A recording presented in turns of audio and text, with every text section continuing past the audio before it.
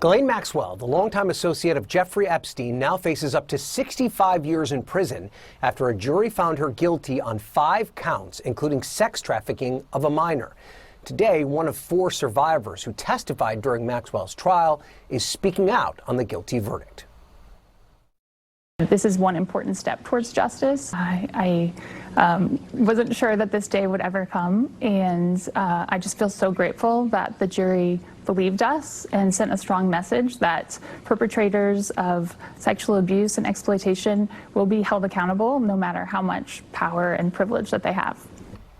All right, let's talk about this. Joining us is Kim Whaley. She's a law professor at the University of Baltimore and a former assistant U.S. attorney. Also joining us is Bob Bianchi. He is a criminal defense attorney. So, Kim, let's start with you. What do you make of this guilty verdict? Well, you know, Ryan, between 15,000 and 50,000 girls and women are trafficked every year. And in 2020, only 579 defendants were actually prosecuted. So this is a drop in the bucket. I think it's very important to send a message that this kind of abuse of young girls, and let's be clear, what is trafficking? It is coercion to engage in a sex act. If it's over 18, that's for some kind of value or payment. This is the underbelly of society. It's a widespread problem. And so I think it's very important that not just Ms. Maxwell and potentially co-conspirators that we don't know and Mr. Epstein, but potentially others, are held to justice, and that this is a message that this is a very serious crime that culturally we need to address. All right, so part of sending that message, Bob, will be how long she is sentenced to. The judge yet to set a sentencing date, but she could face up to 65 years in prison. Do you think it's likely that she receives the maximum sentence? Well, first of all, people keep running these numbers, 65 and 70 years. My experience having run a prosecutorial agency and working with the feds on many cases is that she got hit with some offenses that have some significant time to them. But on top of that, there are things in the sentencing code called cross-references, which can ratchet a sentence up. That said, I don't know if she's going to get 65 years, but she's going to get a sentence, in my opinion, that's going to have her remain in jail for the rest of her natural life. I can tell you from having handled these cases as a prosecutor, having worked with the U.S. Attorney's Office on these cases, and having defended these cases, that they are taking extremely seriously. The sentencing code is very draconian here, and given the gravity of all the aggravating factors and relevant conduct, as we call it under the federal sentencing code, this is going to be on the extremely high end, because this isn't just a one-off.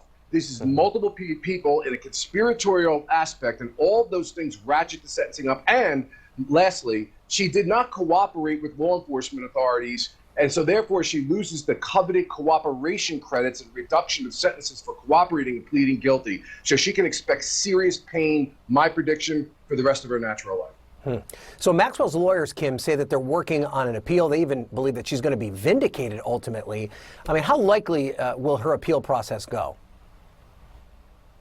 Well, just because people can appeal, just like filing a lawsuit, doesn't mean that there are grounds for actually getting some kind of relief. And even though there could be some errors in the trial, there's a concept known as the harmless error rule. That is, her lawyers would have to show that but for the error, she would have been acquitted. And it looks like they're floating concepts. For example, there was one witness that was actually over age. She was 17 at the time. She was given, there was a limiting instruction given. So the question is, was the jury biased there? But she also got some perks. For example, the judge ruled that she could be referred to as Ms. Maxwell and not defendant, for example. So again, a very high hurdle to actually produce some kind of relief, that is to get her out of jail. I think it's very unlikely. So, Bob, you alluded to this already, but maybe dig a little bit deeper into this. This is a guilty verdict. As you mentioned, they'll likely send a message in terms of a hefty sentence, but it doesn't, by any stretch of the imagination, answer all the questions of who else may have been involved here. And it seems to be a real open question whether or not we'll see anybody else prosecuted underneath the scope of this massive conspiracy.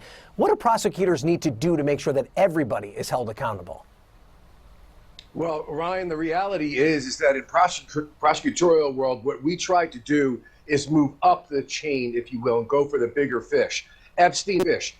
As far as I see the physics of this case, when Epstein killed himself, Maxwell lost a significant bargaining opportunity to go after who prosecutors wanted her to go after. The rest of the individuals, we really don't know the other co-conspirators, quote unquote, and what it was they did, or, as I know the public really wants to know, the individuals who were supposedly going to the island, very high-profile individuals, but typically prosecutors aren't going down that chain. That said, the reason that's important is I agree with Kim. There is not going to be a reversible error, in my opinion, in this case. The judge gave very good limiting instructions. They're presumed to be followed under the law by the jury unless otherwise stated, and we can't see any reason why they wouldn't. So the only place that Maxwell has to go right now is to cooperate. But what is the value of that cooperation to prosecutors? She had a trial where she was indicating, I didn't do anything wrong. Now she wants to cooperate against people down the chain of command. She's a very damaged witness that way. So unless there's corroborating evidence that the government has where her testimony can be extremely useful, from a practical standpoint, despite the fact that people may not like it, it is going to be very difficult for prosecutors to prove a case without Maxwell, without any other witnesses, beyond a reasonable doubt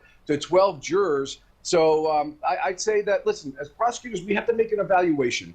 The cost-benefit analysis. We're not just going to charge people that we don't think that we can prove a case against, and especially the feds. They're notorious for that. They want it in a box with a bow on it so that they can get a conviction on the case. So I think we're going to see, unless there's something dramatic we don't know about, I'm not sure we're going to see much more out of this. And just quickly, Bob, is there an opportunity for her to get her sentence reduced if she now decides to cooperate? You talked about how she made the decision not to cooperate during that process. Does she still have an opportunity here to maybe get fewer years in prison if she decides now she's going to talk to the authorities about what she knows?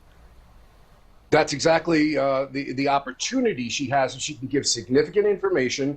If that information is relevant, she has to turn over everything and be completely truthful with them. If they can use it and they can score a conviction, they will give her some benefit. It won't be a get-out-of-jail-free card, because the policies of the federal government, the policies I had when I ran the prosecutor's office, is that after trial, you want to come to us and you want to cooperate. I'm not going to give you the same kind of cooperation benefit I would have at the beginning of the trial, because that's giving you a free shot at a trial to be found not guilty. And the second thing that you have to take into consideration as a prosecutor is that if you do use her, she's going to get on that witness stand, and the defense attorney is really going to run a bus through her in terms of the fact that, yeah, first you said you didn't do it, then you got convicted, now you're here and you're trying to dime out other people so you can get a reduced sentence. So is the possibility there? Yes. But has she been so damaged that prosecutors can't use her? That's possible too.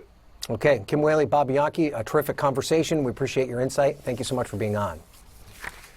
Well,